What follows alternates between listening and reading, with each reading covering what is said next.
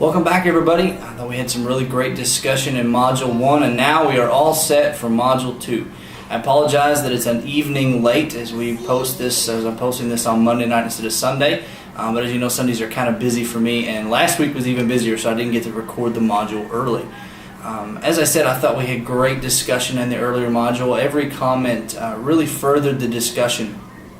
I know many of you were reading the comments. Maybe you didn't share your own thoughts, but you at least read through, and that's great, and I really appreciate that. Continue digging in this week, and if you didn't get to make a comment last week, go ahead and get in the conversation this week. And I will, as I did before, continue to share my thoughts as we go through the week as well. The goal is for you to read chapters 3 and chapters 4 this week, and then make your comments by Wednesday evening. As a brief introduction to the two chapters we're studying this week, I'll share with you first about chapter 3. The name of chapter 3 is I Will Not Let My Church Be About Me. This continues the discussion we had about the country club membership, or country club understanding of church membership. And it discusses specifically the word servant, that church members are servants. And so as you read through this week, think about what it means to be a servant. Think about that word. Define that in the back of your mind in your own words. Don't look up a Webster's dictionary or something. Discover for yourself what you think servant means, and then apply that as you read through this chapter. As far as questions and discussion this week, after you sign your pledge on page 41, I'd like us all to share in the discussion question of number 2. Find and explain key passages in the Bible that talk about Christians being like servants. How would you describe a servant as it applies to being a member of a church? So that's question 2 on page 42. That will be our discussion question this week for chapter 3. And then after that, pick another one of the questions on either page 41 or 42 and share your thoughts on that as well. So you have to answer question 2 and then answer one of the other ones from the chapter, or you can post some other sort of comment. At least answer question 2, and then if you've got another thought you'd like to share, dig into it that way. Chapter 4, I will pray for my church leaders. This chapter reminds us that the leaders of our church are in deep need of our prayers.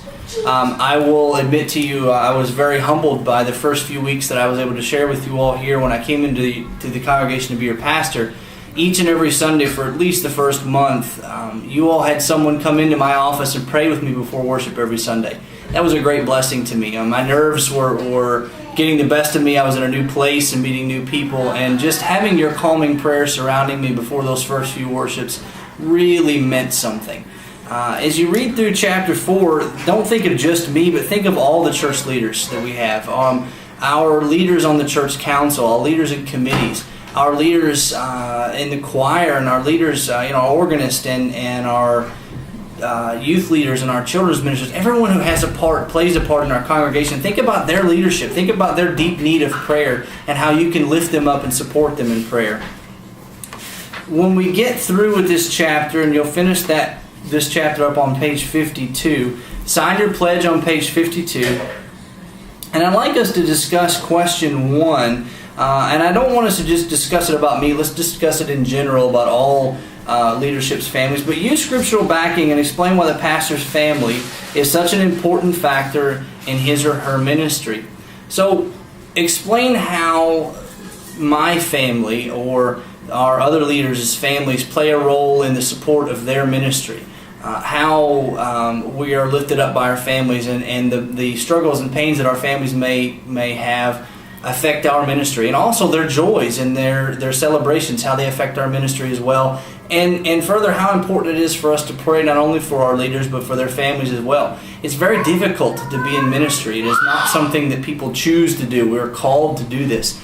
And along the way, we have to pull our families with us. When we take long nights to work in the church, when our leaders are making late committee meetings and trying to get things put together to better our church, our families are sacrificed in those moments because we can't share in time together.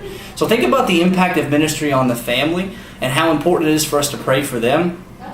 And then in my own selfishness, I'd ask you to lift up a prayer for my family, for my wife, for my children, and for the families of all the other leaders in the church as well. Just one quick general prayer to God about how important they are to us and how they're affected by ministry. And then pick any of the other questions that you'd like on either page 52 or page 53 and answer those. So you're already here. This is discussion for Module 2. I'm looking forward to it just like I was last week. As always, if you've got questions, feel free to call me. I'm always available when you need me. Text me, call me, whatever you want, and I'm looking forward to it again. Take care for now.